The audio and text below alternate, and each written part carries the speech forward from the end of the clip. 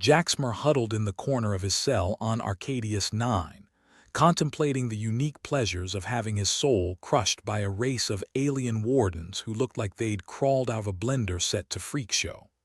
The Meru, with their 4 eyes and perpetual sneers, had perfected the art of emotional suppression. For them, it was less about keeping peace and more about making sure every human on this tin can floating in space was as miserable as possible. "Hey, Jaxmer," came a voice from the cell across the narrow walkway. It was Grissom, a lanky guy who'd been a CEO before the Meru decided corporate tax evasion wasn't just a crime, but an art form. "You ever think about how we ended up here?" "Every damn day, Gris," Jaxmer replied, scratching at a spot on his arm that probably hadn't seen soap in weeks. "But today's special, 'cause I realized how much I miss being able to tell plants to grow without being yelled at by a space squid with anger management issues." Grissom chuckled, a dry, humorless sound that echoed through the corridor. "Ah, the simple joys of botany. But you never thought your job would get you locked up in a place where happiness is contraband," Jaxmer smirked. "Yeah, and who knew that the key to overthrowing our slimy overlords might be the very thing they hate? What? Your dazzling personality and botanical genius," Grissom shot back. "Close," Jaxmer said, leaning back against the cold, unforgiving wall. "Our emotional roller coaster. The one they keep trying to flatten into a pancake of despair." Grissom didn't reply immediately, a sign he was either thinking deeply or had finally succumbed to the sweet release of sleep. Jaxmer couldn't blame the guy. Sleep was one of the few escapes from the drudgery, even if it was interrupted by the Meru's regular rounds of emotional adjustment. "You mean the fact that humans are basically emotional kaleidoscopes?" Grissom finally responded. "Yeah, real love-hate relationship with that they have." Jaxmer stood up, stretching his legs. "Exactly. Turns out these gruesome bastards have a diet that relies on some rare plant that only thrives when we're at our worst." "Figures," Grissom muttered. "No wonder they keep us miserable. That, my friend, is our ticket out," Jaxmer said, eyes glinting with a spark of rebellion. "If we can figure out a way to mess with their food chain, maybe make it less nutritious, we could tip the balance." "You think we can starve them out?" Grissom asked, skepticism coloring his tone. "Not starve," Jaxmer corrected. "Just make them weak enough to give us a fighting chance."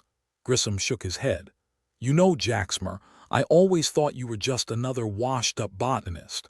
Now I see you're a washed-up botanist with delusions of grandeur. Hey, if we're gonna be stuck here, might as well aim high," Jaxmer shot back, grinning. "Besides, who else is gonna save our sorry asses?" As if on cue, the metallic clang of the cell doors echoed through the corridor. It was feeding time, and the Meru guards slithered down the passage, their skin an unsettling shade of iridescent green, reminiscent of a bad acid trip. "Ah, here come the overlords now," Jaxmer muttered as the guards stopped at each cell to dispense a bland, tasteless sludge that was somehow classified as food. "Eat up, humans," one of the Meru drawled, voice dripping with condescension. "Wouldn't want you to lose your strength." Jaxmer accepted his ration, forcing himself to swallow without gagging. "More like wouldn't want us to stop being your little emotional experiments," he retorted under his breath. The Meru didn't bother responding. Communication with the inmates was never high on their list of priorities. They preferred the old-fashioned method of control: fear, misery, and the occasional zap from their mind-numbing devices. "You know," Jaxmer said after the Meru had moved on, "if I ever get out of here, I'm starting a new religion." "Yeah?" Grissom asked, voice tinged with amusement. "What's it gonna be called?" "The Church of Screw the Squids," Jaxmer replied, his grin wide.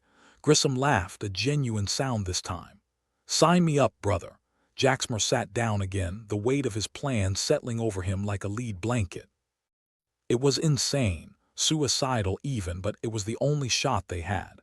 And if there was one thing humans had in spades, it was the ability to make the impossible seem just slightly out of reach. The next few days passed in a blur of routine misery. Jaxmer focused on observing the Meru, noting their every move, every habit. If he was going to make this work, he'd need more than just a half-baked idea.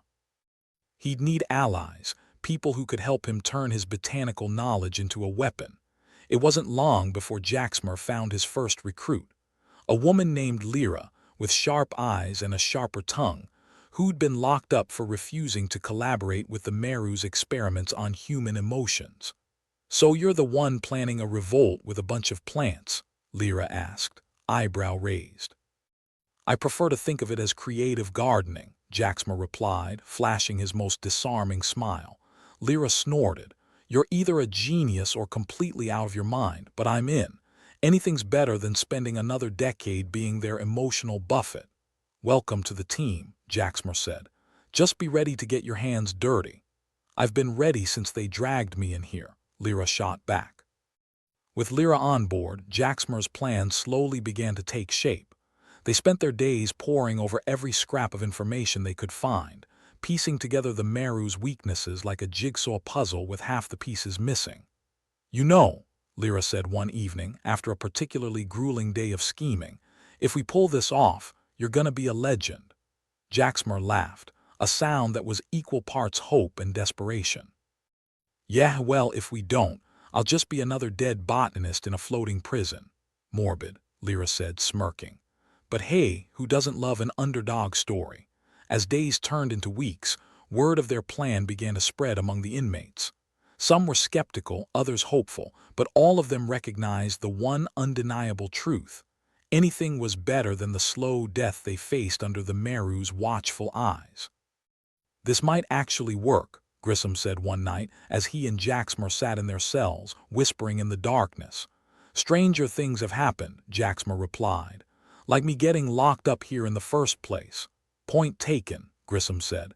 "Just don't forget us little people when you're hailed as the savior of humanity." "I'll be sure to mention you in my acceptance speech," Jaxmer quipped.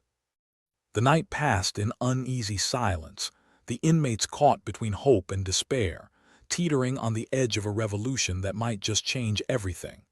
Then, just when Jaxmer thought they'd reached a tipping point, the Meru decided to throw a wrench in the works. A new warden arrived, a particularly nasty piece of work named Kelder, who had a reputation for sniffing out dissent like a bloodhound on the hunt. "Looks like we've got company," Lyra whispered to Jaxmer as they watched Kelder make his rounds, his gaze lingering on each prisoner like a cat eyeing a particularly tasty mouse. "Great," Jaxmer muttered. "Just what we needed." Kelder's presence was like a storm cloud hanging over their heads, the threat of discovery looming larger with each passing day. But Jaxmer refused to give up. He'd come too far, risked too much, to let one overzealous warden derail everything. As the days wore on, it became clear that Kelder was more than just a sentry. He was playing a deeper game, one that involved whispers and shadows, a chess master moving pieces in a game no one else could see. "He's onto something," Grissom said one evening, as they watched Kelder from their cells. "You can see it in his eyes." "Yeah, well, let's hope he doesn't get too close," Jaxmer replied, a shiver running down his spine. But as much as he hated to admit it, the new warden's presence was a reminder of just how high the stakes were. One wrong move, one misstep, and everything would come crashing down. The tension reached a breaking point one night when Kelder decided to make an example of one of the inmates, a poor soul who'd been caught trying to smuggle a message to another block. "Let this be a lesson," Kelder announced, his voice dripping with malice as the unfortunate prisoner was dragged away. "Betray us and you will suffer." Jaxmer watched, heart pounding in his chest, as the inmate was led off to face whatever punishment awaited. It was a stark reminder of the precariousness of their situation, the razor-thin line between hope and despair. "We can't let him win," Lyra said, voice low and fierce. "We've come too far." "I know," Jaxmer replied, determination etched into every line of his face. "We just need to be smart, stay one step ahead." But even as he spoke, doubt gnawed at him, a whisper in the back of his mind that refused to be silenced. Could they really pull this off? Or were they doomed to fail, crushed beneath the weight of the Meru's regime? Only time would tell.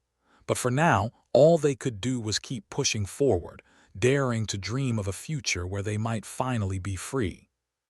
The night passed with the ominous silence of a storm yet to break, promises of rebellion hanging heavy in the stale air.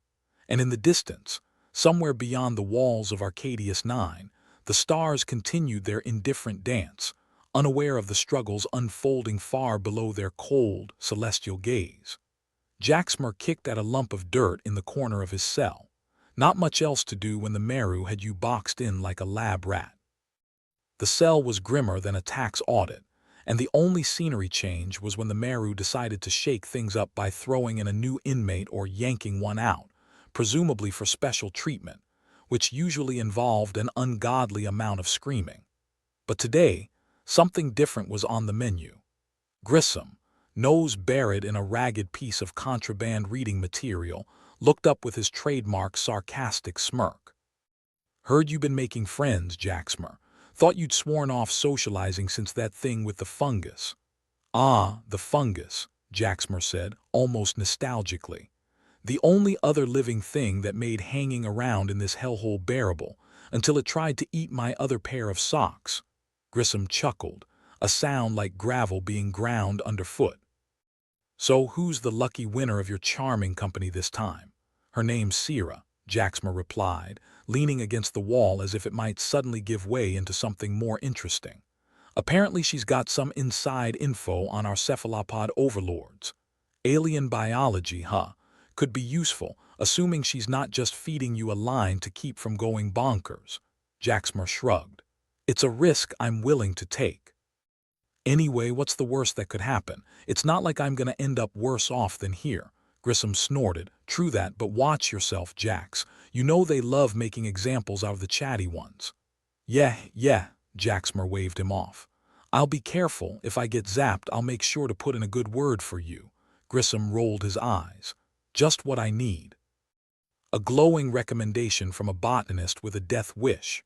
Later, in the dingy mess hall, Jaxmer found Sierra sitting alone, poking at her meal with the disdain of someone used to better things. She was petite but had a presence about her, like a coiled spring waiting for the right moment to bounce. "Mind if I join you?" he asked, already dragging a stool over. "That depends," Sierra replied, not bothering to look up. "You here to talk science or small talk?" "Let's go with science," Jaxmer said, plopping down.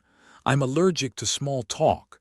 That got a corner of her mouth to twitch upward, almost a smile. "All right, Jaxmer, spill. What's your angle?" "Rumor has it you know a thing or two about our jailer's biology," he said, keeping his voice low. "I'm looking for a way to hit them where it hurts without getting zapped into tomorrow." Sierra finally looked at him, her eyes sharp and calculating. "You planning on starting a garden club that doubles as a resistance movement?" "Something like that," Jaxmer replied. "Except instead of roses, we'll be planting seeds of rebellion." She chuckled, a soft musical sound that was almost foreign in the bleakness of Arcadius 9. "Well, suppose I do have some intel on our squid overlords. What's in it for me?" "The satisfaction of knowing you're sticking it to the bastards," Jaxmer said, deadpan. "And maybe a chance at a better life if we pull this off." "Tempting," Sierra said, tapping a finger against her lips. "All right, I'll bite. The Meru, as you might have guessed, thrive on the negative energy we emit, misery, fear, hopelessness. It's like a buffet for them. So, if we could somehow cut off their food supply, weakens them," Sierra finished. "But it's not just about stopping the flow. We need to turn the tap off entirely. They have a biological reliance on the stuff. Without it, well, they're not as invulnerable as they seem." Jaxmer felt a spark of hope flare in his chest, quickly smothered by the cynic in him. "So you're saying we could potentially starve them?" "In a manner of speaking," Sierra replied, her voice dropping conspiratorially. "If we can figure out a way to flood them with positive emotions, it could disrupt their biological processes, overload the system, so to speak." Jaxmer leaned back, contemplating. "Problem is getting everyone on board. Hard to be chipper when you're in hell." "That's your problem," Sierra said, shrugging. "I'm just the brains of this operation, not the motivational speaker." "Fair enough," Jaxmer said, a wry grin on his face. Looks like I'll have to work on my pep talks. They spent the next few days hatching a plan, whispers flitting through the corridors like ghosts. Jaxmer had to tread carefully, keeping an eye out for Kelder and his goons who seemed to have a newfound interest in his activities. "Looks like Kelder's got a thing for you," Grissom remarked one day, nodding towards the warden who hovered nearby like an unwelcome shadow. "Yeah, well, I'm flattered but not interested," Jaxmer replied, keeping his tone casual even as his pulse quickened. "Gotta stay off his radar." "Good luck with that," Grissom said. "I hear he's got eyes everywhere." As if on cue, Kelder slithered closer, his gaze fixed on Jaxmer with unsettling intensity. "Something you'd like to share, inmate?" "No, sir," Jaxmer said, summoning his best innocent expression. "Just discussing the weather." Kelder's lip curled in a parody of a smile. "Watch yourself, Jaxmer. I'd hate for you to end up like the others." Jaxmer nodded, heart pounding. "Wouldn't dream of it, sir." As Kelder moved on, Grissom leaned over, whispering, "You're playing with fire. One misstep and it's over." "I know," Jaxmer said. "But if we pull this off, it'll be worth it." Night fell like a heavy cloak, the oppressive darkness swallowing the prison whole. Jaxmer lay on his bunk, staring at the ceiling and wondering if the Meru ever feared anything. Did they feel anything beyond their insatiable hunger for human misery? The next day, he and Sierra scoured the prison for like-minded individuals, people who could help turn their plan into action. It was a delicate dance, avoiding the Meru's attention while rallying the troops. Every whispered conversation, every shared glance was a risk. "You think it's gonna work?" Lyra asked one night as they huddled in a corner, poring over their plans. "Better than sitting on our asses and waiting to rot," Jaxmer replied. "Besides, what's the worst that can happen? We die." "There's worse things than dying, Jax," Grissom said, joining them. "Like ending up as Kelder's pet project." "Cheers for the optimism," Jaxmer said, rolling his eyes. "Let's just focus on not getting caught, yeah?" As their plan began to take shape, the risk of exposure grew. Every day was a balancing act, a tightrope walk between survival and rebellion. The Meru were relentless, their presence an ever-looming threat.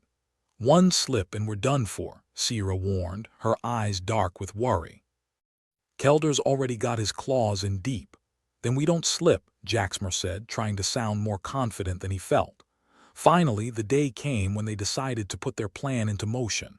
It was a simple enough idea, a distraction, something to draw the Meru's attention while they enacted the real operation. "You sure about this?" Lyra asked, voice low as they gathered in the shadows. "Nope," Jaxmer admitted. "But it's now or never." With a final nod, they set their plan into action. A small riot, just enough chaos to pull the Meru from their usual rounds. It was a gamble, a desperate bid for freedom, but it was all they had. As the commotion erupted, Jaxmer slipped away with Sierra and Lyra, heart pounding in his chest. They'd only have a few minutes, a precious window of opportunity to slip past Kelder's watchful gaze and into the heart of the Meru's stronghold. "This is it," Sierra said, her voice tight with tension. "No turning back now." Jaxmer nodded, knowing full well the stakes. They were betting everything on this one shot, this one chance to change the course of their miserable existence. As they crept through the corridors, avoiding the Meru guards who rushed to quell the disturbance, Jaxmer felt a surge of adrenaline, a flicker of hope amidst the fear. Maybe, just maybe, they could pull this off. But deep down, he knew the odds were stacked against them. The Meru were ruthless, and Kelder was no fool. They'd have to be smarter, faster, and luckier than ever before. "Keep moving," Lyra urged, her voice steady even as her eyes darted nervously. Jaxmer led the way, each step a leap of faith.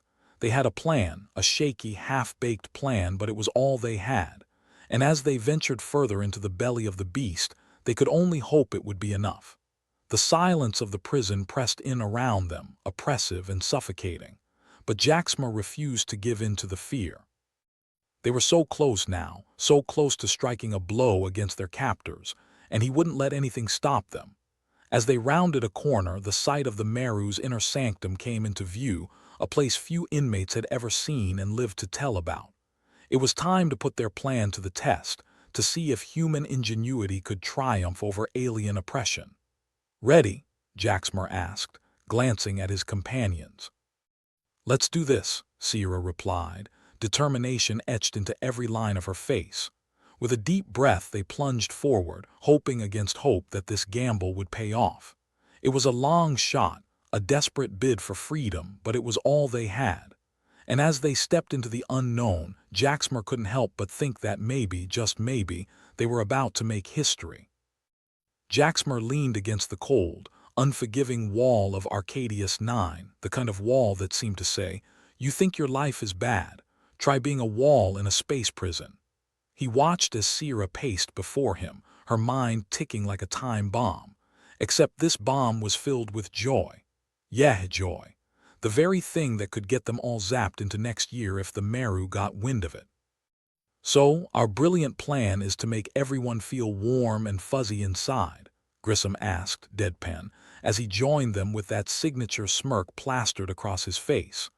"What are we do? Start a karaoke night?" Jaxmer snorted. "If you think my singing would help, you're welcome to try." "Personally, I think the Meru are more into doom metal." Sierra stopped pacing and faced them, her eyes alight with that reckless hope Jaxmer had seen before. "It's not about singing. It's about turning this place into a happiness factory." "Happiness factory?" Grissom echoed, scratching his bald head.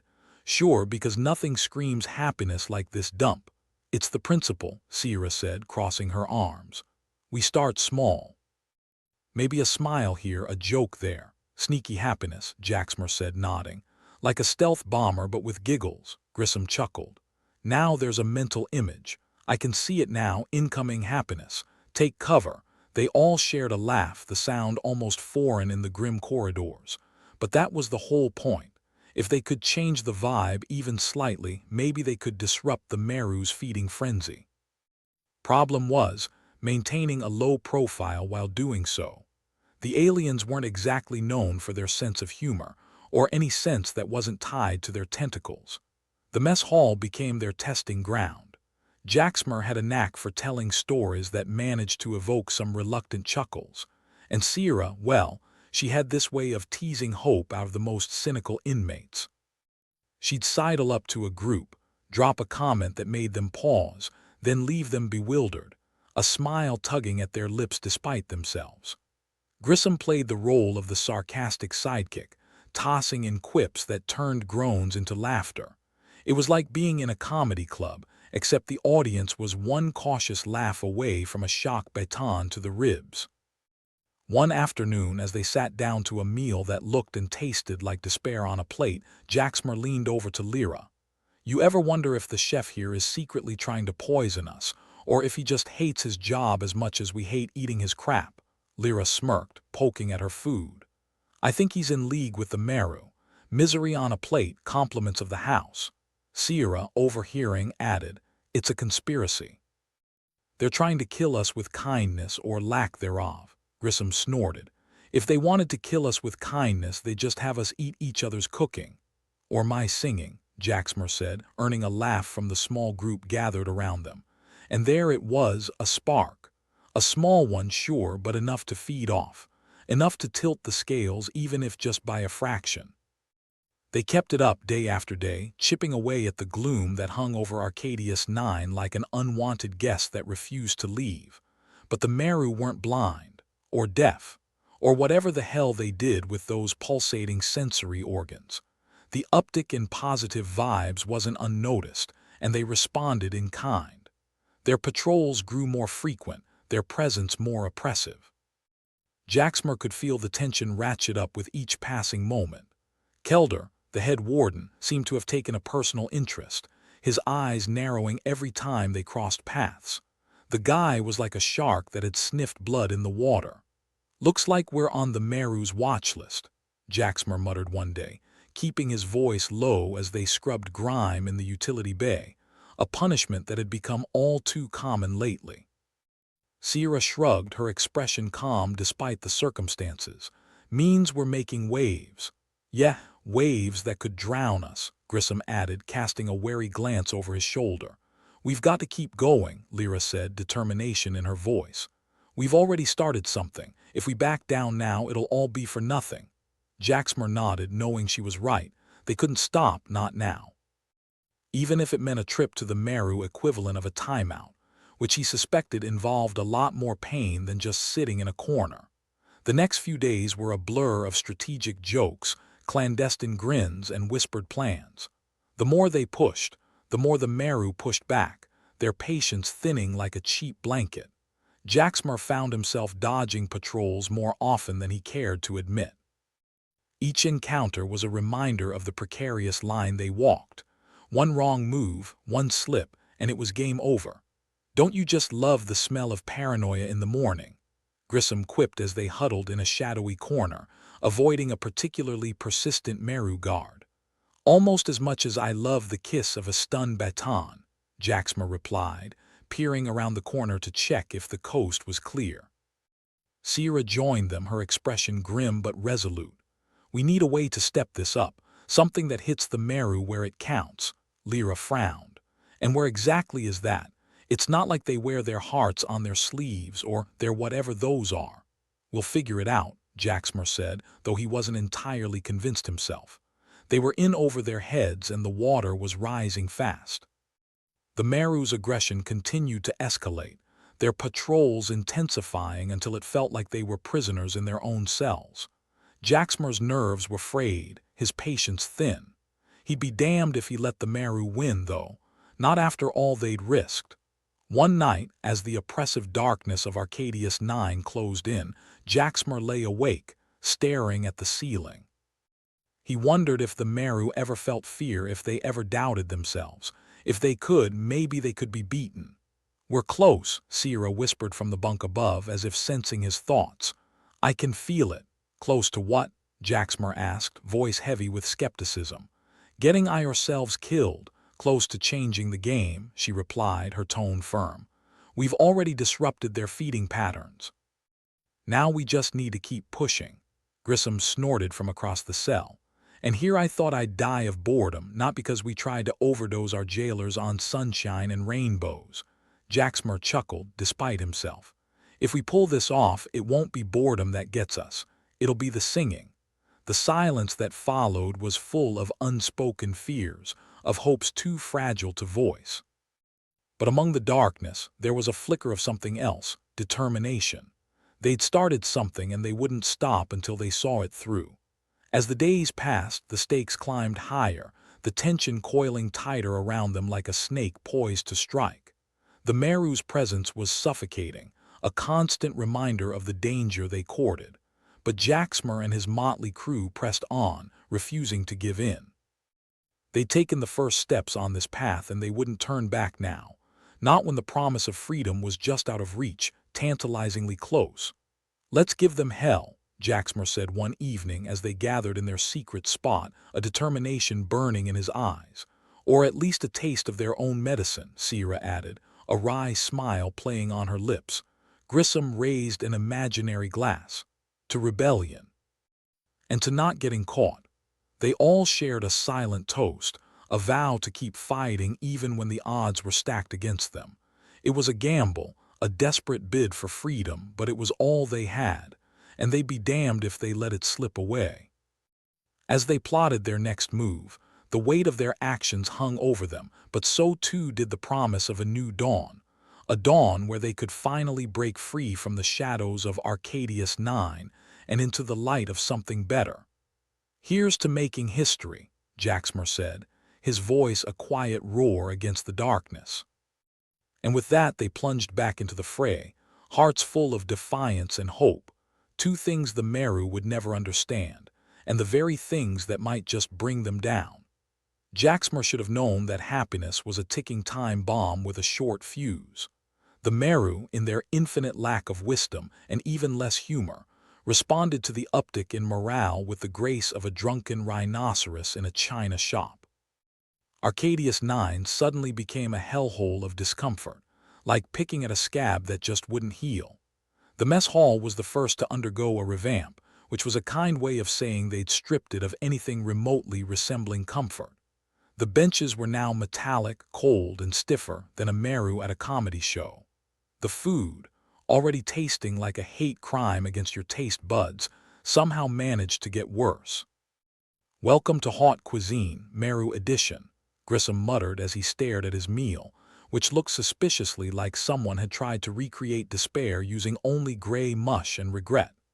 "At least it matches the decor," Jaxmer replied, poking at his food with the enthusiasm of a man about to defuse a bomb. "Think they added extra suffering just for us." Sierra sighed, her eyes scanning the grim faces around them. "This isn't working, we're just making it worse." "Well, isn't that just peachy?" Grissom quipped, his voice dripping with sarcasm. "They say laughter is the best medicine, but I'm starting to think the Meru prefer us terminal." Jaxmer set his fork down, leaning inconspiratorially. "We've got to change tactics. No more blanket happiness. We need to hit them where it counts." "And where exactly is that?" Grissom asked, raising an eyebrow. "Do they even have a weak spot? Other than their obvious aversion to fun, I mean." "Joy overdose," Jaxmer stated, as if it were the most obvious thing in the galaxy. "If we pump concentrated happiness, make it overwhelming, maybe we can shock their systems." "Concentrated happiness, huh?" Lyra joined the conversation, a skeptical look on her face. "Got a recipe for that? 'Cause I'm fresh out of fairy dust and unicorn tears." "It's risky," Sierra said, though a glint of hope flickered in her eyes. "But it might just work. If we can channel enough positive emotion, maybe we can short-circuit whatever they use to suppress us." "Great," Grissom snorted. "We're gonna weaponize joy. Next, we'll invent fluffy grenades and marshmallow bullets." "Think of it as a happy nuke," Jaxmer replied. "But instead of mushroom clouds, we get rainbows." The small group fell silent, the enormity of their new plan sitting heavily on their minds. It wasn't just their skins they were risking now, it was their very sanity.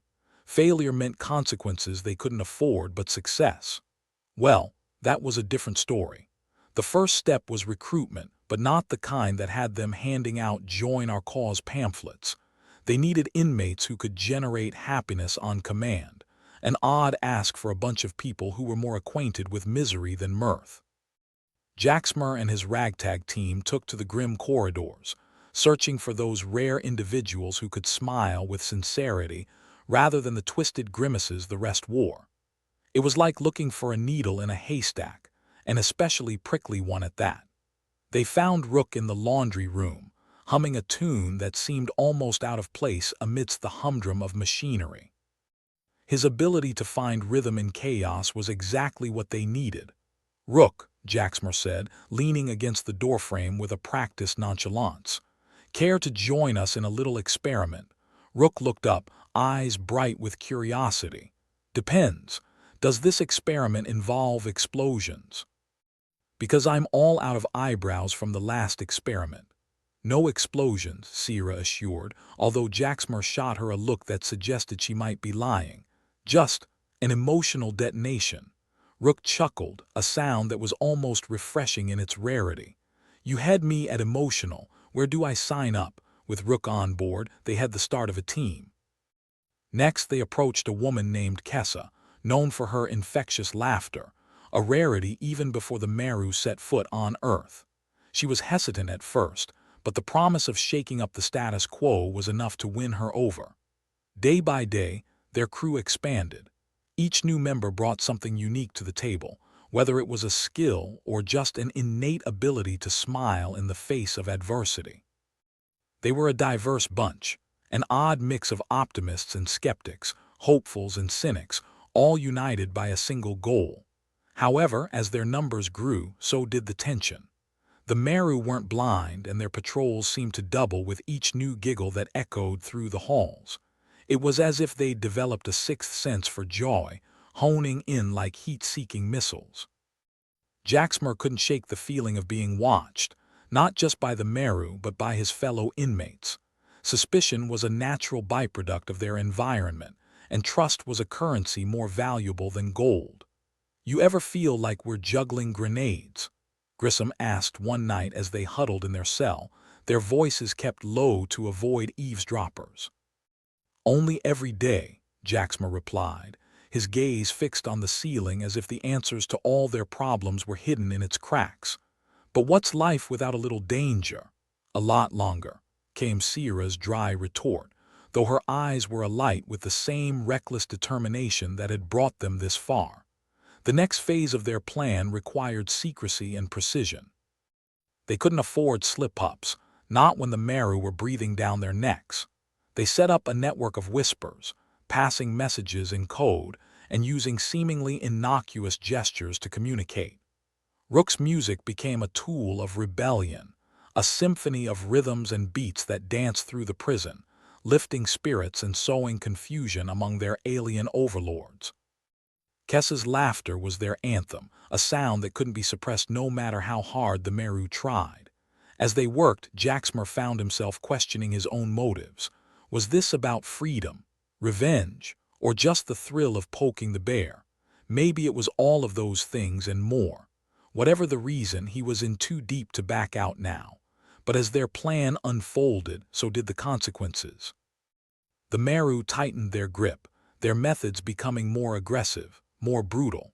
Inmates were dragged from their cells for special treatment, their screams echoing through the corridors like a haunting refrain. One night, Jaxmer and his crew were gathered in their secret spot, tension simmering just below the surface. They spoke in hushed tones, mindful of the ever-watchful eyes and ears of the Meru.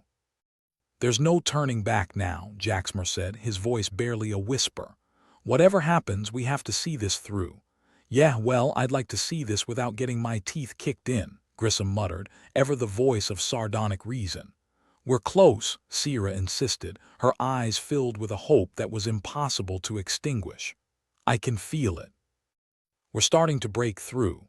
"Then let's make it count," Rook said, the steady rhythm of his words a comfort amidst the chaos. "Let's give them something to really worry about." The group nodded, a silent agreement passing between them. They had come too far, risked too much, to back down now. The stakes were higher than ever, but so were their spirits, and they would need every ounce of determination to see this through to the end. As Jaxmer lay awake that night, the weight of their mission pressing down on him, he couldn't help but wonder if they would succeed, if their actions would truly make a difference, or if they were just kidding themselves. But as fatigue pulled him into unconsciousness, a single thought echoed in his mind. Sometimes the best battles were fought not with weapons but with laughter. And so, with that defiant thought, Jaxmer drifted off to sleep, ready to face whatever the next day would bring, ready to laugh in the face of despair and maybe, just maybe, to change the game once and for all. The Meru, in their infinite lack of humor, rolled out a new toy that made life on Arcadius 9 somehow even more unbearable, like finding out your soup has an extra helping of toenail clippings. They called it the Emotional Nullifier, a sleek, ominous device that hummed with an unsettling energy, expertly designed to strip away the last scraps of human emotion like a ravenous moth devouring a threadbare curtain. "Well, isn't this just the cherry on our crap sundae?" Grissom said, his tone as dry as the tasteless biscuits passing for breakfast. "It fits right in with their redecorating plan," Jaxmer replied, gesturing at the cold, metallic walls now pulsing with the device's eerie glow. "I was worried we might start feeling a little too comfortable." The effect was immediate and brutal. Where before there had been murmurs of hope, now there were only dull, listless eyes. Conversations flickered and died like damp matches. Even the food seemed to lose that little bit of spite it had left, if that was even possible. "They've made misery an art form," Sierra observed, her voice barely a whisper. "Who knew they were such connoisseurs?" Rook sat in the corner, plucking at imaginary strings, his fingers twitching in the absence of his usual rhythm. "It's like they sucked the soul out of the place. I miss when despair had a little more pizzazz." Jaxmer, usually the anchor of their motley crew, found himself adrift. Their grand plan to weaponize joy seemed about as feasible as teaching a rock to tap dance.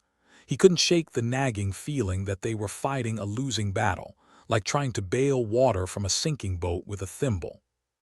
"Maybe it's time to call it quits," he muttered one night, his voice barely audible over the oppressive silence. "We're like bugs smashing against a windshield, hoping for a crack. Are you really giving up?" Sierra asked, her gaze piercing through the gloom. "I didn't think I'd see the day Jaxmer throws in the towel." "I'm not throwing in anything," Jaxmer snapped. "Just being realistic. There's a difference between bravery and stupidity." "Yeah, but sometimes you gotta be a little stupid to be brave," Rook chimed in, his usual cheer dulled but not extinguished. Despite his doubts, Jaxmer found himself grappling with something unshakable, the need to continue. As dire as things seemed, the idea of rolling over and accepting the Meru's iron-fisted rule made his skin crawl. It was like being told to eat your own shoes and smile while you did it. Then Sierra, with a gleam of defiance in her eye that was impossible to ignore, gave them a flicker of hope. "There's something we haven't tried," she said, her voice filled with a conviction that dared anyone to challenge her. "A song." "A song," Grissom repeated, incredulous. "What are we gonna do, sing them into submission?" "Maybe if we croon off-key enough they'll beg for mercy." "It's not just any song," Sierra insisted. "It's from Earth. It's something that resonated with us, something they can't touch or take away." Jaxmer raised an eyebrow. "What makes you think a song is going to do what a full-blown happiness revolution couldn't?" "Because music is memory," Sierra explained, her eyes distant but determined. "It's emotion, history, everything they want to erase. If we can focus on that, draw strength from it, maybe we can push back." Rook perked up, his fingers itching to find a rhythm. "Music, now you're talking my language. What do we have to lose, aside from our last shred of dignity?" The group was quiet, considering the absurdity and brilliance of the idea. It was ridiculous, sure, but they were well past the point of caring about logical constraints. Logic had left the building the moment they decided joy could be a weapon. With nothing left to lose, they gathered in the mess hall, which resembled a war zone more than a dining area, and began to sing. Their voices started low and shaky, like a rusty engine trying to sputter to life. But as the notes filled the air, something miraculous happened. Faces softened, eyes brightened. There was a shift, as subtle as a whisper but as profound as a shout. Grissom, ever the skeptic, was the first to notice the change. "Well, I'll be damned. Maybe there's something to this after all." Even the Meru, who roamed the halls with their usual dire expressions, seemed momentarily taken aback. They paused mid-stride, their usual mechanical precision disrupted by the unexpected melody. "Looks like we've got their attention," Rook said, grinning despite the lingering pallor of the nullifier's effects. The song became a rallying cry, a beacon of defiance in the dark. The Meru couldn't suppress it, couldn't extinguish the spark that had been reignited. Jaxmer found himself smiling for the first time in days, a genuine smile that came from the realization that they were, against all odds, making a difference. But the Meru, in their relentless pursuit of control, doubled down. They increased their patrols, their tactics becoming harsher, more invasive. It seemed the more the inmates sang, the more desperate the Meru became to silence them. Yet Jaxmer and his crew, buoyed by their song and the memories it evoked, refused to be cowed. They sang louder, longer, with a fervor that was both inspiring and reckless. It was a gamble, one that could very well end in disaster, but they were past caring. Perhaps they were fools, but they were fools standing up for something bigger than themselves. "This feels bigger than us," Sierra said as they huddled together, their voices hoarse but their spirits unbroken. "Maybe it is," Jaxmer agreed. "But if we're going down, at least we'll do it singing." Grissom chuckled, shaking his head. "I always said if I had to go, I'd prefer it to be under a hail of bullets, but this isn't half bad." As the days passed, the Meru's frustration reached a boiling point. They couldn't understand why a simple song could have such a profound effect. They increased their efforts to stamp out the resistance, but it was like trying to capture smoke with a net. And through it all, the inmates continued to sing, drawing strength from one another and from the echoes of Earth that resonated in every note. It was a beautiful defiance, a reminder of what it meant to be human in the face of alien oppression. Jaxmer, once again the unlikely leader of a rebellion, felt a renewed sense of purpose. He didn't know if they would succeed, if they would ever truly break free of the Meru's clutches, but he knew one thing for certain: they wouldn't go quietly. As the song spread like wildfire through the prison, a sense of unity formed among the inmates. It was a fragile alliance, held together by the notes and the memories they carried. But it was enough to keep them going, enough to remind them of who they were, even in the darkest of circumstances. The Meru, realizing they were losing their grip, resorted to more drastic measures. They brought in reinforcements, armed with even more sophisticated technology designed to quash the human spirit. But the inmates, united in their song, refused to be silenced. It was a standoff, a battle of wills between oppressor and oppressed. And while the Meru had the upper hand in technology and firepower, the humans had something far more potent: their indomitable spirit. The Meru may have had the power to nullify emotions, but they couldn't erase memories. They couldn't strip away the essence of humanity that was woven into every note, every word of the song. It was their greatest weapon, the one thing the Meru couldn't take. And as long as they had that, as long as they could sing, they would never truly be defeated. As Jaxmer lay in his bunk, the echoes of their song still reverberating in his mind, he felt something he hadn't dared to in a long time: hope. It was a fragile thing, like a candle flickering in a storm, but it was there. And as long as it burned, they had a chance. A chance to defy the odds, to stand against the darkness, and maybe, just maybe, to win. In the end, it was the simplest of things, a song that gave them the strength to carry on. It was the tie that bound them, the light that guided them, and the hope that sustained them. And in a place like Arcadius 9, that was everything. The mess hall, now a breeding ground for rebellion rather than indigestion, hummed with a defiant energy that was as contagious as the latest space flu. It was as if someone had decided to open a party supply store in a funeral home. Jaxmer stood at the center, a conductor of this mismatched orchestra of desperation. His mind was racing faster than a smuggler's ship on the run.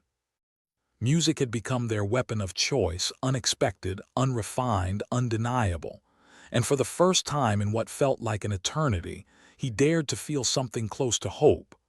"All right, listen up," he said, his voice carrying over the din of the crowd. "We've made the Meru nervous, which means we're doing something right for a change. But we need to turn this up a notch." Lyra, ever the skeptic, crossed her arms and gave Jaxmer the kind of look usually reserved for particularly stubborn stains. "And how exactly do you plan on doing that? You planning on serenading them to death or what?" Jaxmer smirked. "Not exactly. If a song can rattle their circuits, then flooding this hellhole with every ounce of joy we can muster might just short-circuit the whole damn thing." Grissom leaned back in his chair, his trademark dry wit dripping from every syllable. "That's your plan, overload them with happiness. What are we going to do next, start a Kangal line?" "Got a better idea," Jaxmer shot back, raising an eyebrow. "Not yet," Grissom admitted, shrugging. "But if they start handing out castanets, I'm out." Rook, who had been tapping out a rhythm on the table with his knuckles, leaned in with a conspiratorial grin. "So what's the grand plan, maestro? We gonna sing until their ears bleed?" "That's the idea," Jaxmer replied, nodding. "We need to spread the song to every corner of the station. Make sure they can't go anywhere without hearing it." Sierra, always the perceptive one, chimed in. "You mean like a viral infection, but with joy as the pathogen? Sounds delightfully twisted." "Exactly," Jaxmer said, catching her meaning.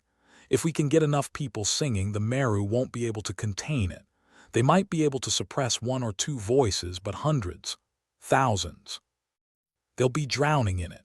Lyra shook her head, a reluctant smile tugging at her lips. "You're crazier than I thought, Jaxmer. But hell, if we're going to go down, we might as well do it with a soundtrack." The group murmured their agreement, their voices blending into a chorus of determination. It was a bold plan, one that bordered on lunacy, but it was theirs. And in a place where every shred of humanity was being systematically stripped away, owning something, anything felt like a victory. Jaxmer outlined the plan with the precision of a madman who'd finally found his muse. They would split into groups, each tasked with spreading the song to different sections of the station. The plan was simple: sing loud, sing strong, and never stop, like a glee club gone rogue. As they moved to their positions, Jaxmer felt a swell of emotion that was almost alien in its unfamiliarity. Maybe it was hope, or maybe it was the knowledge that they were finally taking the fight to the Meru. Whatever it was, he clung to it like a lifeline. The song began softly, a whisper against the oppressive silence, but it grew, gathering strength like a storm on the horizon. It spread through the corridors, reverberating off the metallic walls, infecting every corner with its infectious melody. At first, the Meru were caught flat-footed, their usual stoic demeanor cracked by the relentless wave of sound. They tried to suppress it, of course, marshaled their forces, deployed their technology, but it was like trying to hold back the tide with a sieve. Grissom, ducking behind a bulkhead to catch his breath, laughed aloud. Look at them go, scrambling like headless chickens. I'd feel sorry for them if they weren't such galactic-sized assholes. Sierra, passing by with a group of singers, tossed him a grin. It's almost poetic justice, isn't it? Beaten at their own game by the very thing they thought they'd stamped out. Poetic, sure, Grissom replied. But let's not break out the champagne just yet. They've still got a lot of ugly tricks up their sleeves. The Meru, in their desperation, began to resort to harsher methods. They amped up the emotional nullifiers, cranked the dial to 11 in a bid to drown out the music with a wave of numbing despair. It was like trying to put out a bonfire with a garden hose. Jaxmer, feeling the effects of the nullifier creeping in, shook his head to clear the cobwebs. "Keep singing," he shouted over the cacophony, his voice hoarse but unwavering. "They can't stop us all." Everywhere the song persisted, a stubborn streak of light in the growing darkness. It was a battle of wills, a clash of ideologies, with human spirit on one side and cold, calculated control on the other. As the battle raged, Jaxmer found himself at the center of the chaos, coordinating the efforts with the kind of manic energy that came from having nothing left to lose. This was it, the moment they had been building towards, and he was damned if he was going to let it slip through their fingers. The song swelled, a tidal wave of sound crashing against the walls of captivity. It was messy, imperfect, and gloriously human. And for the first time, the Meru seemed genuinely afraid, their impenetrable facade cracking under the relentless assault. Rook, ever the optimist, found himself laughing despite the tension. "Would you look at that? We're giving those bastards a run for their money." "Let's just hope it's enough," Sierra said, her voice tinged with both hope and caution. "We need this to stick." Jaxmer, feeling the weight of their collective hopes resting on his shoulders, nodded. "It's now or never. This is our chance to show them what it means to be human, to feel, to hope. We keep singing no matter what." And so they did. Through the pain, through the fear, they sang. It was a symphony of defiance, a hymn to humanity's resilience, and it echoed through the halls of Arcadius 9 like a battle cry. The Meru, reeling from the onslaught, scrambled to regain control. They ordered reinforcements, deployed more nullifiers, but it was like trying to stop a flood with a bucket. The song was everywhere, a relentless tide that threatened to sweep them away. As the final notes reverberated through the station, Jaxmer realized something profound. They might not win today, might not see the fruits of their labor in their lifetime, but they had made their mark. They had shown the Meru and themselves that they were more than just cattle to be herded, more than pawns in an alien's game. In the end, it didn't matter if they won or lost. What mattered was that they had tried, had dared to stand up and fight when everything seemed lost. It was a victory in its own right, a testament to the indomitable human spirit. As the chaos subsided and the dust settled, Jaxmer stood among his comrades, their faces a mix of exhaustion and exhilaration. They were bruised, battered, but unbroken. And as long as they could sing, as long as they could feel, they knew they could never truly be defeated. And that, more than anything, was worth singing about. The mess hall, now more of a rebel headquarters than a place to choke down gruel, was buzzing with an energy that could only be described as dangerously optimistic. Jaxmer stood at the center, conducting this chaotic orchestra of inmates like a maestro of mayhem. He didn't need a baton, just his indomitable spirit and a well-timed smirk. "All right, you miserable lot," he said, his voice cutting through the noise like a well-aimed laser blast. "This is it. Today we're not just singing for our supper, we're singing for their supper too. We're gonna poison the Meru's food supply with joy." Grissom, leaning against a table that looked like it had seen better days, raised an eyebrow. "And how exactly do we plan to do that, Maestro?" "Slip them a Mickey of happiness." "In a manner of speaking," Jaxmer replied, a mischievous glint in his eye. "We pump out enough feel-good vibes that their food processors start to digest more emotion than nutrition." Lyra, always the skeptic with a perfectly timed eye roll, added, "So, we're literally going to weaponize happiness. An interesting strategy, Jaxmer. You always did have a talent for turning the absurd into the absurdly necessary." Rook, ever the optimist, chuckled. "I always knew we'd be a bad influence. Who knew it'd be so literal?" Jaxmer gestured to the scattered instruments, makeshift as they were, and the ragtag group of rebels. "We've trained for this. We've turned misery into melody, and now we turn that melody into a weapon." Sierra, her eyes sharp and calculating, nodded. "It's like infecting them with a virus they never saw coming. They built this place to be immune to human spirit, and we're about to show them just how sick they can get." "Exactly," Jaxmer replied, his tone all business. "Their food processors can't handle our kind of joy. The same vibrations that keep us going will make their systems go haywire." Grissom, always the pragmatist, scratched his chin. "So you're saying we're not just fighting them with music, we're feeding them their own medicine laced with our homemade happiness?" "Something like that," Jaxmer confirmed. "And once they are incapacitated, we take control." Sierra smirked. "I've always wanted to see a Meru puke joy." "I bet it's as messy as it sounds." The group shared a laugh filled with the kind of gallows humor that made this rebellion feel almost like a party. It was a grim party, to be sure, more vodka shots at a funeral than a wedding reception, but a party nonetheless. Jaxmer's plan was simple. A few infiltrators would hijack the ventilation systems, ensuring their songs reached every corner of Arcadius 9. The vibrations would be siphoned into the Meru's food processing units, turning their sustenance into a dish they hadn't ordered. The plan was audacious, dangerous, and thoroughly insane. But in a place that had stripped them of everything else, insanity felt like the only sane option left. As the crew got into position, a strange calm settled over the mess hall. There was a shared understanding that this might not work, but the attempt itself was worth it. It was a rebellion built on hope, and if hope were a drug, they were all addicts in the deepest sense. The singing began. It started as a low hum, a gentle vibration that quickly crescendoed into a full-blown symphony of defiance. The walls of Arcadius 9, usually so oppressive and lifeless, seemed to pulse with the rhythm of their rebellion.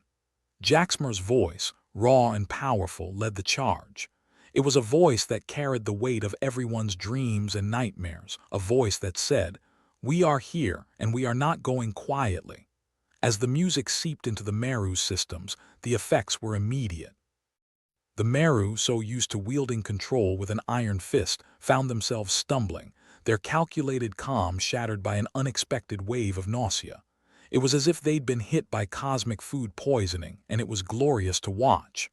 Grissom, observing the chaos with a grin, commented, "Looks like they've finally got a taste of what it's like to be us. Hope they choke on it." Lyra, standing by his side, chuckled. "I'd almost feel sorry for them if it wasn't so damn satisfying." Almost. The Meru were clearly panicking, their usual stoicism replaced by a frantic desperation. They tried to counteract the effects, upping the dose on their nullifiers, but it was like trying to put out a bonfire with a squirt gun.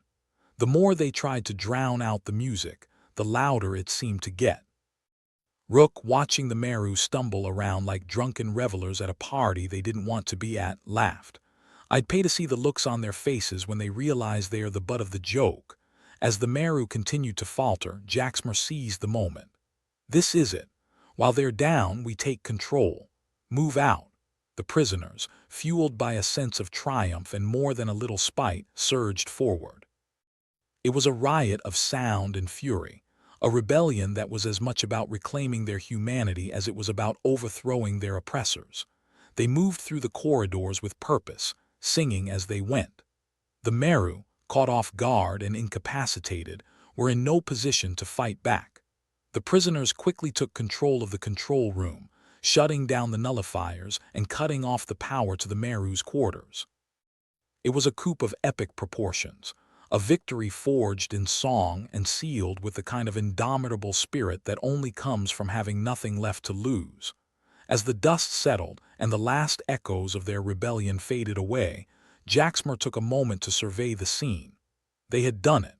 Against all odds, they had taken back Arcadius 9. It was a victory that tasted sweeter than anything the Meru could have imagined. Sierra, standing next to him, let out a breath she hadn't realized she was holding. "We did it," she said, her voice tinged with disbelief and pride. Jaxmer nodded, a satisfied smile on his lips. "Yeah, we did, and it feels damn good." Grissom, ever the cynic, raised a hand. "Let's not get too comfortable. We might have won the battle, but the war's just getting started." Lyra, ever the realist, nodded in agreement. "He's right. The Meru won't take this lying down. We've got to be ready for whatever comes next." Jaxmer, feeling the weight of their victory and the burden of what lay ahead, nodded. "True, but for now, let's enjoy this. We've earned it." As the group stood together, basking in the afterglow of their hard-won freedom, there was a shared understanding that this was just the beginning. The road ahead would be long and fraught with danger, but they would face it together. And as long as they could sing, they knew they could face anything. With their newfound freedom, the former prisoners began to rebuild, to create a place where they could live without fear, without oppression. It was hard work, but it was also liberating. They were no longer inmates, they were survivors. Jaxmer, standing at the helm of this new world, couldn't help but feel a sense of pride. They had turned the tables on the Meru, had shown them that humanity was not something to be trifled with. Sierra, ever perceptive, summed it up best. "We might have been broken, but we were never defeated. And that's what makes us stronger than they could ever understand." Rook, with his ever-present grin, added, "And the best part, we did it our way, with a song and a smile." As the new day dawned on Arcadius 9, there was a sense of hope that permeated the air. It was a fragile thing, but it was theirs. And in a universe that had tried to take everything from them, that hope was a victory in itself. Jaxmer, looking around at his friends, his comrades, knew that they were ready for whatever came next. They had faced the darkness and emerged victorious. And as long as they had each other, as long as they could sing, they knew that they could never truly be defeated. Jaxmer stood amidst the ruins of what was once a stronghold of repression, now a chaotic testament to human resilience. The Meru, with their sterile control and emotion-suppressing tech, had been given a rude awakening, courtesy of the inmates' musical rebellion. Arcadius 9 was theirs now, but it wasn't exactly a five-star resort. It was more akin to a ramshackle hostel where the only thing free was the sense of grudging camaraderie. Sierra, who had taken to the role of de facto planner-in-chief, approached Jaxmer with a half-serious, half-amused expression. "So, Jax, got any ideas on what we do with the world's most oppressive vacation spot?" Jaxmer scratched the stubble on his chin thoughtfully. "I was thinking we could open a theme park. Misery Land, where fun is mandatory. Or we could just start by fixing the plumbing," Sierra suggested. "Because if you hadn't noticed, the place smells like a 1,000-year-old sock." "Hey, that's the scent of victory," Jaxmer quipped. "Unpleasant, but undeniably earned." Grissom, ever the realist, joined them. He looked around, surveying the scene with the practiced eye of someone who knew how quickly things could go south. "We're sitting ducks if the Meru decide to regroup and come back. We need defenses, something that says, 'Don't mess with us unless you have a death wish.' Normally, I'd say our charm and good looks are our best defenses," Jaxmer replied with a smirk. "But given our current decor, Maybe a few turrets wouldn't hurt. Lyra snorted from her perch atop a broken food processor. We can always throw the smell at them. It's potent enough to be classified as chemical warfare. Fair point, Lyra. Jaxmer waved his hand as if to waft away the imaginary fumes. And here I thought optimism was our secret weapon. As the group gathered to discuss their next steps, Rook, ever the eternal optimist, piped up with his usual cheerfulness. At least we've got music. If the Meru do come back, we'll just serenade them into submission. Yeah, Rook, Sierra said dryly. Because we all know how much the Meru love a good power ballad. Despite the sarcasm, Rook's optimism was infectious, and they all shared a laugh. There was something cathartic in the humor, something that said, we might be in deep trouble, but at least we're all in it together. We've got to get organized, Jaxmer said, shifting the mood back to business. Sierra, you and Lyra work on getting the essentials back online. Grissom, you're on security. See what we can salvage to fortify this place. And what about me? Rook asked, eager to contribute. You, Jaxmer pointed, are on morale.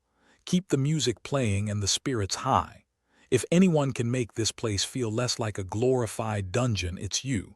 As they all moved to their assigned tasks, there was a palpable sense of purpose. They weren't just prisoners anymore. They were survivors, rebels, and, most importantly, free. The day passed with a kind of frantic energy that comes from realizing you've just pulled off something monumental, and now have to figure out what the hell to do next. It was exhilarating and terrifying in equal measure, like riding a roller coaster with no safety harness. Grissom, who had a knack for seeing the worst possible outcomes, stood watch over the perimeter, making sure their newfound freedom didn't come to an abrupt end. As he walked the dilapidated corridors, he couldn't help but feel a grudging admiration for Jaxmer's insane plan. Who knew weaponized happiness could be so effective? He muttered to himself. Meanwhile, Lyra and Sierra worked tirelessly to restore some semblance of functionality to Arcadius 9's systems. The place was a mess, a jigsaw puzzle where half the pieces were missing and the other half were chewed by a dog. Think we can get the comms online? Lyra asked, her voice tinged with doubt as she stared at the tangled mess of wires. Sierra shrugged. Maybe, but do we really want to advertise our little rebellion to the whole universe? It's like ringing a dinner bell for the Meru. Good point. Maybe we keep it to local frequencies for now. Just in case. As they worked, they found themselves slipping into an easy rhythm, one born out of necessity and mutual respect. It was strange how quickly people could adapt when survival was at stake.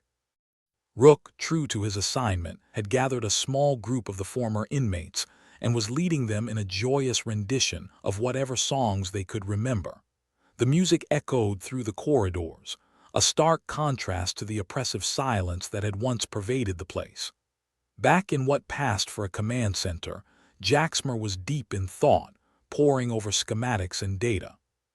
The task of transforming a prison into a home was daunting, but if anyone could pull it off, it was him. Thinking about adding a swimming pool, Sierra teased, stepping into the room. Yeah, right next to the non-existent spa, Jaxmer replied. But seriously, we've got potential here. With a bit of work, we could turn this place into something more than just a hideout. Sierra nodded, her expression serious. We've got the people, the drive. Now we just need a plan, and that, Jaxmer said, tapping the side of his head, is where my slightly unhinged genius comes in. Outside, Grissom returned from his patrol, his expression grim. We might want to pick up the pace. I caught sight of what looked like a Meru scout ship on the horizon. Jaxmer frowned. Did they see you? Doubt it. I've got the stealth of a ninja. But it's only a matter of time before they come sniffing around. All right, Jaxmer decided, we need to be ready. Double down on defenses. We can't let them take this place back. As the team scrambled to prepare for the potential onslaught, there was an undercurrent of resolve that ran through them all. They'd taken Arcadius 9 once, and they'd be damned if they let the Meru take it back without a fight. In the days that followed, the small band of rebels transformed the prison. What was once the epitome of despair slowly morphed into something resembling hope. Walls were fortified, systems repaired, and the air of camaraderie thickened like a good stew. They worked together, laughed together, and occasionally bickered like an old married couple. But it was home, a rough, gritty, and entirely imperfect home, crafted by their own hands. Jaxmer oversaw the operations with a mix of pride and exhaustion. He was no longer the sole conductor of chaos but part of a symphony that played in perfect discord. The music of rebellion had become the rhythm of their new life. "Think we can keep this up?" Lyra asked one evening, her voice carrying a note of genuine curiosity. "Why not?" Jaxmer replied, wiping sweat from his brow. "We're stubborn enough to try." As if to punctuate his statement, a loud clanging noise echoed through the corridors, followed by a string of curses that would make a sailor blush. Rook emerged from around the corner, grinning sheepishly. "Guess the plumbing's still a work in progress," he admitted, dripping water onto the floor. The laughter that followed was real, a testament to their shared experience and collective insanity. They were prisoners who had become rebels, rebels who had become leaders, and now they were architects of their own future. As they gathered for a meal that evening, a simple affair of rehydrated rations and filtered water, Jaxmer raised his glass. "To us, to freedom. And to the Meru who gave us the best damn song we ever sang, to us." The voices rang out, bouncing off the walls and carrying with them the spirit of defiance that had brought them this far. The next morning, Sierra stood with Jaxmer, surveying the makeshift settlement that was beginning to take shape. "You know, I think we might just pull this off." "Damn right we will," Jaxmer replied, a determined glint in his eye. "We've got the will, we've got the way, and more importantly, we've got each other." They had no illusions about the challenges that lay ahead. The Meru would undoubtedly return, and the struggle for their newfound freedom would be ongoing. But for now, they had a moment, a fleeting, precious moment of peace. And in a universe that seemed hell-bent on taking everything from them, that was enough. As the sun set on another day of hard work and harder laughter, the group gathered once more, this time with a sense of cautious optimism. Grissom, who had spent the day rigging up a rudimentary defense system, joined them with a rare smile. "Well, if nothing else, we've proven one thing." "What's that?" Lyra asked, arching an eyebrow. "That humans are the most annoyingly resilient species in the galaxy," Grissom replied, raising his glass in a mock toast. "Here's to us, cockroaches of the cosmos." Laughter erupted, filling the space with warmth and camaraderie. It was a moment that encapsulated everything they'd been through and everything they stood to achieve. As the night fell, the group huddled together, drawing strength from each other and from the knowledge that they had defied the odds. They were survivors, carving out a place for themselves in a universe that seemed determined to crush them. And as long as they had each other, as long as they had their music, their laughter, and their unyielding spirit, they knew they could face whatever came next. For now, Arcadius 9 was not just a prison, it was a refuge, a testament to what they had overcome and what they would continue to fight for. They were human, irreverent, clever, and unapologetically defiant. And in that defiance lay their greatest strength.